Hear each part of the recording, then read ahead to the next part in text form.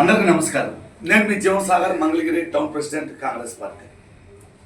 భారతదేశ చరిత్రలోనే దారుణమైన మోసం ఏదైనా ఉంది అని అంటే భారతదేశంలో నివసిస్తున్న ప్రతి భారతీయుడి హక్కు అయినటువంటి ఓటును దొంగిలించటం. ఎవరు దొంగిలించారు? నా ఓటుని ఎవరు దొంగిలించారు? నీ ఓటుని ఎవరు దొంగిలించారు? అతని ఓటుని ఎవరు దొంగిలించారు అని అంటే భారత రాజ్యాంగబద్ధంగా ఏర్పడ్డ ఎన్నికల సంఘం అధికార దాహంతో మత విద్వేషాలు రెచ్చగొడుతూ, జాతి విద్వేషాలు రెచ్చగొడుతూ అధికార దాహంతో ఉన్న బీజేపీ ప్రభుత్వం కలిసి ప్రతి సామాన్యుడి హక్కు అయినటువంటి భారత రాజ్యాంగబద్ధంగా కలిగిన హక్కు అయినటువంటి ఓటు హక్కును దొంగిలించి 3 పర్యాయాలు అధికారంలోకి వచ్చిన బీజేపీ ప్రభుత్వం వైనం. రాహుల్ గాంధీ గారు భారతదేశంలో ఓట్ల దొంగతనం జరిగింది అని గగ్గోలు పెడుతుంటే ఈసీఐ ఎన్నికల సంఘం స్పందించదు. బీజేపీ ప్రభుత్వంలో అధికారంలో ఉన్న నాయకులు స్పందించరు. ఎందుకంటే ఓట్లు దొంగతనం జరిగాయి. ప్రతి ఒక్క పౌరుడి భద్రత, స్వేచ్ఛ దొంగిలించబడింది. కనుకనే ఈ రోజున అధికారంలో ఉన్న బీజేపీ నాయకుడు ప్రధానమంత్రి నరేంద్ర మోదీ గారు, అప్రజాస్వామికంగా ఎన్నికైన నరేంద్ర మోదీ గారు మాట్లాడరు. ఎందుకంటే ప్రజలను మోసం చేశారు కనుక. రాహుల్ గాంధీ గారు ఈసీఐని ఒకటే అడుగుతున్నాడు, మీరు బీజేపీ ప్రభుత్వం ద్వారా ఏర్పడ్డ ఎన్నికల సంఘమా లేదా ఏదైనా రాజకీయ పార్టీనా? మీరు ప్రజలకు సంజాయిషి చెప్పాల్సిన అవసరం ఎంతగానో ఉంది అని రాహుల్ గాంధీ గారు ప్రశ్నిస్తుంటే ఈసీఐ దోబూచులాడుతూ, మేకపోతు గాంభీర్యాన్ని ప్రదర్శిస్తూ, మీరు ఒక అఫిడవిట్ తయారు చేసుకొని లయన్స్ సంప్రదించి కోర్టుకు వెళ్ళండి, మీ దగ్గర ఏదైనా ఆధారాలు ఉంటే అని చెబుతాం. ఎంత విడ్డూరం! మనం ప్రజాస్వామ్య పాలనలో ఉన్నామా, రాజరిక వ్యవస్థలో ఉన్నామో అర్థం కాని దారుణమైన పరిస్థితి. రాహుల్ గాంధీ గారు అడిగిన 5 ప్రశ్నలకు ఈసీఐ దగ్గర సమాధానం లేదు. ఎందుకంటే ఈసీఐ ప్రజల గోప్యత, భద్రత, స్వేచ్ఛను దొంగిలించి బీజేపీ ప్రభుత్వంతో ఎలివెన్స్ అయ్యి భారతదేశ సార్వభౌమ అధికారాన్ని, భారతదేశ పరువుని తీసివేశాయి. వీళ్ళు దేశద్రోహులుగా ప్రజల మధ్యలో ఉండారు. కాబట్టి వీరు సమాధానం చెప్పట్లేదు ప్రజలకు. సమాధానం చెప్పాల ఈసీఐ, సమాధానం చెప్పాల నరేంద్ర మోదీ గారు. ఓట్ల దొంగతనం జరిగిందా? ఒక వ్యక్తి లేదంటే ఒక వ్యక్తి అనేకమైన ప్రాంతాల్లో ఓటు హక్కును కలిగి ఉంటాడా? ఒక వ్యక్తి లేదా 2 వ్యక్తులు నివసించవలసిన ఒక గదిలో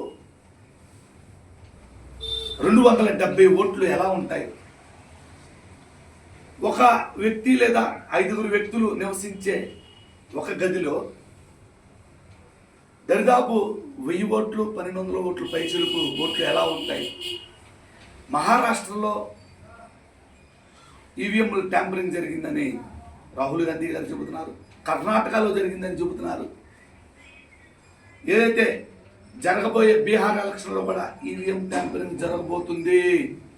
ప్రజల భద్రత, ఓటు హక్కు, స్వేచ్ఛ పోతుంది అని గొగ్గోలు పెడుతుంటే రాహుల్ గాంధీ గారంట దేశద్రోహి అంట. రాహుల్ గాంధీ గారంట భారతదేశ ప్రజలందరికీ క్షమాపణ చెప్పాలంటుంది ఈసీఐ, ఒక రాజకీయ పార్టీ లాగా. ఎంత దారుణం! రాహుల్ గాంధీ గారు అడుగుతున్నాడు 5 ప్రశ్నలు. ప్రతిపక్షాలకు డిజిటల్ ఓట్ లిస్ట్ను ఎందుకు ఇవ్వరు అని అడుగుతున్నారు. డిజిటల్ ఓట్ లిస్ట్ని అడిగితే సరిపోతే ఎలక్ట్రానిక్ డేటాని ఇస్తే సరిపోద్ది కదా. ఈసీఐ అది ఇవ్వట్లేదు. అదేమంటేనేమో మా దగ్గర డేటా మొత్తం కొలాప్స్ అయిపోయింది, సీసీ కెమెరా ఫుటేజ్ మొత్తం పోయినాయి అని దారుణమైన అబద్ధం ఆడుతుంది. అవసరమైతే సుప్రీంకోర్టుకి వెళ్ళమంటుంది. సుప్రీంకోర్టును కూడా మేనేజ్ చేస్తారు వాళ్ళు. ఈ మ్యాటర్ సాగి మళ్ళా 29 ఎలక్షన్ వరకు వాళ్ళ అధికారంలో ఉండటానికి వారి యొక్క దారుణమైన ప్రయత్నం. వ్యవస్థలు ప్రజలను మోసం చేస్తున్నాయా, లేదా ప్రజలు గుడ్డిగా నమ్మి ఇటువంటి ఫేక్ గాళ్ళని నమ్ముతున్నారా? ఏమవుతుంది నా భారతదేశం? పెహల్గామాలో దాడి జరిగితే అది ఎలా జరిగింది అన్నందుకు దేశద్రోహం అండకట్టారు రాహుల్ గాంధీ గారికి. ఎంతమంది సైనికులు చచ్చిపోయారయ్యా? ఎన్ని యుద్ధ విమానాలు వాడారు, S-400 వాడారు అని అడుగుతుంటే దేశద్రోహం అంటున్నారు. నువ్వు ఎందుకు రాజీ పడ్డావు అని అంటే దేశద్రోహం అంటున్నారు. ఎంత దారుణం! ప్రజలు గమనించాల. ఈ దేశాన్ని ప్రైవేట్ దారులకు దోచిపెడటానికి అప్రజాస్వామికంగా ఈ సిఐతో కలిసి బీజేపీ ప్రభుత్వం ఆడుతున్న నాటకాలను ప్రజలు గమనించాలి.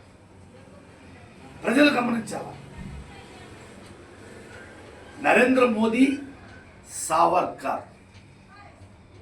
మొన్న ట్రంప్ గారు పాకిస్తాన్తో యుద్ధం జరుగుతుంటే అక్కడ నరేంద్ర మోదీ సావర్కర్ను మనం చూసాం. ఆ రోజు భారతదేశ స్వతంత్రం కోసం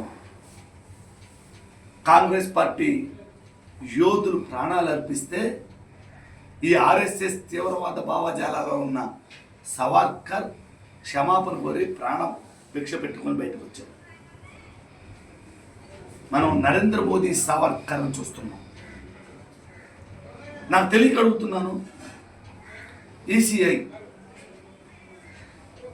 అప్రజాస్వామ్యకంగా ఓట్లను ఎందుకు దొంగిలించింది?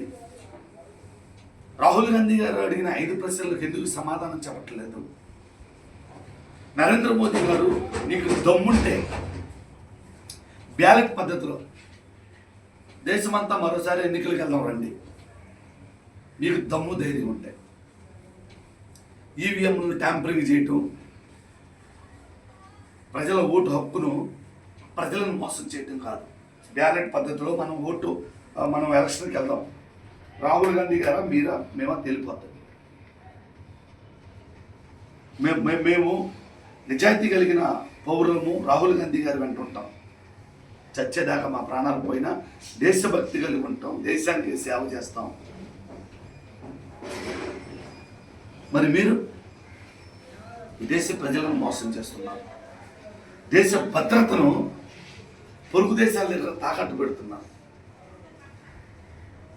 దేశంలో ఉన్న ప్రభుత్వ ఆస్తులను ప్రైవేటుదారులకు కట్టబెడుతున్నారు. వ్యవసాయదారులపై నల్ల చట్టాలు విధించి వ్యవసాయదారుల ప్రాణాలకు మీరు, ఇంకా చెప్పాలంటే ప్రతి ఒక్క పౌరుడి నడ్డి విరిచే విధంగా అనేకమైన దారుణాలు గురికొడుతున్నారు బీజేపీ ప్రభుత్వం. తస్మాత్ జాగ్రత్త ప్రజలారా, గమనించండి. దేశ భద్రత, దేశ సార్వభౌమాధికారం మనం కాపాడుకోవాలంటే కాంగ్రెస్ పార్టీ అధికారంలో ఉండాలి. రాహుల్ గాంధీ గారు ప్రధానమంత్రి కావాలి. జై కాంగ్రెస్, జై కాంగ్రెస్.